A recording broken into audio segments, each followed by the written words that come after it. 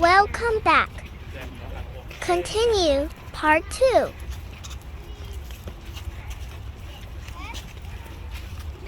Để lo cho xã story lên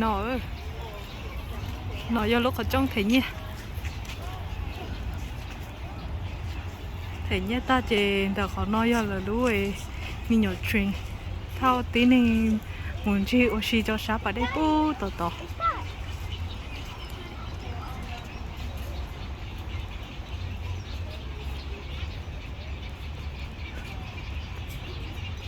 chỉ muốn cái họ story lên á để lo cho xã bà đây bố nó muốn cho còn cho xí nhỏ xã bố tỏ là tỏ giúp thấy lên nó là khi cái đó cho tổng nhiều tôi xí để xí bé tôi lý về tí nên để chống vậy là chắc chắn chị ta ở chị bé tôi chị xã tỏ part bố tỏ nhưng mà tao cái tới đấy bố tỏ là cho tỏ nó xã ấy mua chống nhiều chị nó thì hấp lấy lên để lo cho xã tỏ nó chị cho Fresno Zoo. So I'm gonna go all the way back to the house. Rồi nó nhưng chuyện tôi có cái giờ nói bà đê đã tổ để đây nó bà đê họ cho xã cô tí chơi là qua lúc nhiều chuyện thằng người ta uống đỡ lo cho cô tụi nó sái dột để nó sôi của tụi nó thì mà cho các bài cho tụi cho xí tụi là cho dây tụi nó chơi rồi có thể tính tôi có xí trong nó rồi ta sợ ngay không nó nhớ là không có xí tốt chuyện để nó sẽ có một nhiều giao rồi để cho nó ở trong nó chế cho nó là cũng khá đắt để cho nó là yên thế nha để khi mà nó cho nó ấy là cũng khá đắt rồi sẽ bỏ cho cái chế tao chạy tối nhưng mà chẳng chạy rồi nó cho họ chơi trong nhiều giao đó chạy rồi cũng xí còn lại nó là của nó ta mà đi tông cá bò gà lò cho họ nổ. Okay, perfect. And if you did not hear about it on social media, raise your hand. No. How did you hear about it? You heard about it on the news. Dinosaur lo nhá nó. Somebody else shouted something over here. Nó chơi xì. Nó nói là lú tá la. Nó khổ xì. Còn nó chơi là có chơi mua đó mỏ. Kia xì thiên chú tên. Drew a circle. Okay? I drew a circle. Who can buzz in and tell me how many bears are inside the circle that I drew? You buzzed in first in the middle. You have a chance to get on the board. How many think? You can't look at the wall anymore. You either. None of you guys on the outsides either. How many think? To get a point. How many bears are inside the circle that I drew? 3. That is the incorrect answer. One of you two can buzz in on the outsides. One of you two can buzz in. iPhone You can't look at the wall. Don't look at the wall. Only look at me. Don't look at the wall. How many bears are inside the circle that I drew? You have a chance to win the game. 1. That's also the incorrect answer. My man, hit the button for me. You have a chance to win the game. How many bears were inside the circle that I drew? Okay, is that your final answer? How many bears were inside the circle that I drew? Give a round of applause. Give a round of applause. Okay. Now, I'm in a good mood, so I still want to give both of you a chance. Rồi chứ chân nhìn á, không hiểu đâu. Chân nhìn nó đã tổ lại.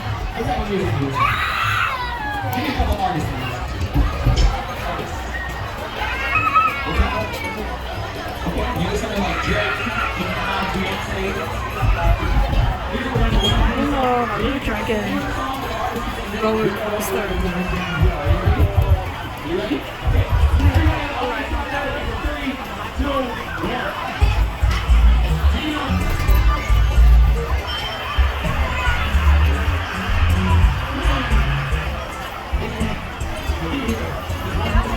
Bây giờ có cho mình nhỏ dầu tốt ở đây aussi.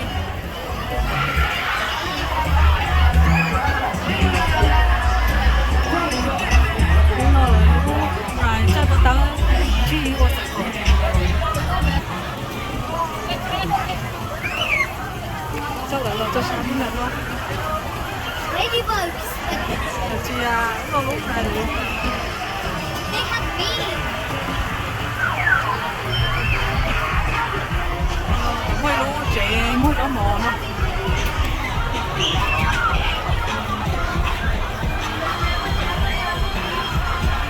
nó lại cho nó nó nói ho rồi uống cả đó giá là cú trai cho chỗ rồi đó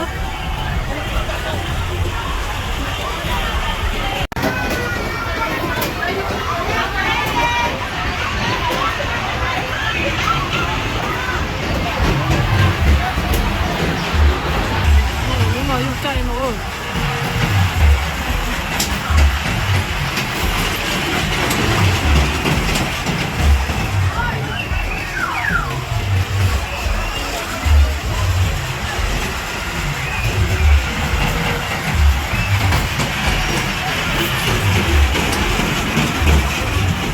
nó nói nó thao nó rày chọn cái nhỏ dầu cầm chay á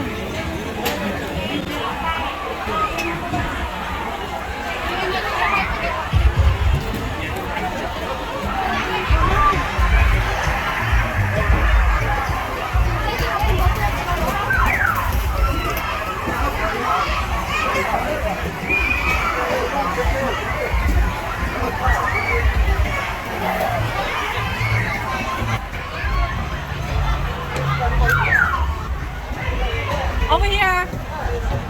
Catherine. Catherine. Đó, ở đừng qua chạy đúng không? Đã như chứa trống nhỏ để chạy sĩ tông làm nó đã. Trên đó, hai đứa.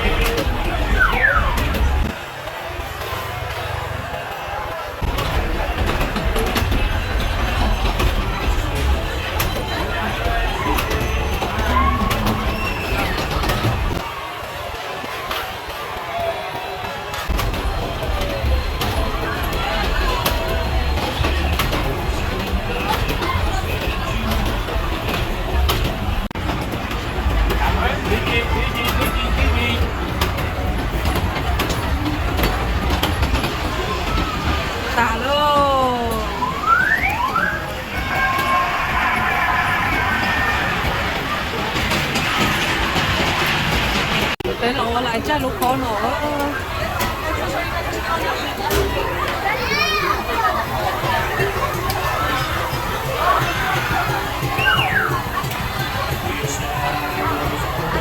nói là lúc trẻ cho quay nó trong cao sĩ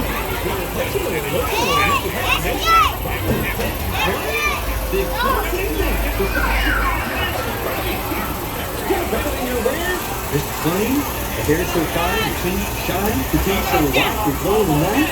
Try my A1 triple guarantee. cha lọt chai ơ chai lục khó ơ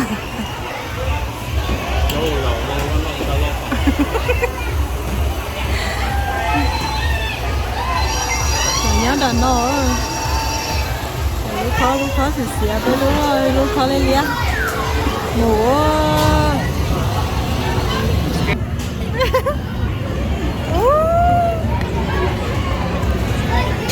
là bé chỉ có tiêu khó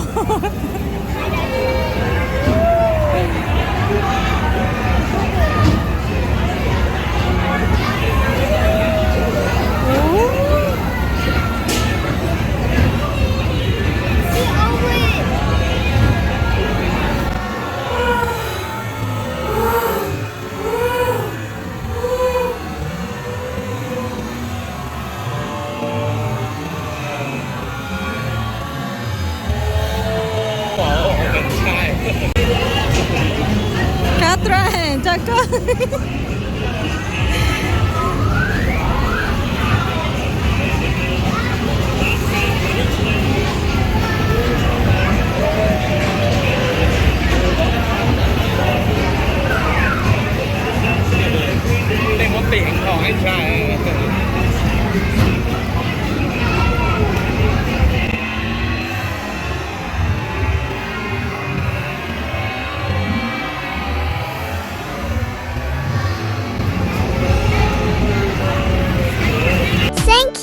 watching. To be continued, part 3. Riding on more rides at Playland.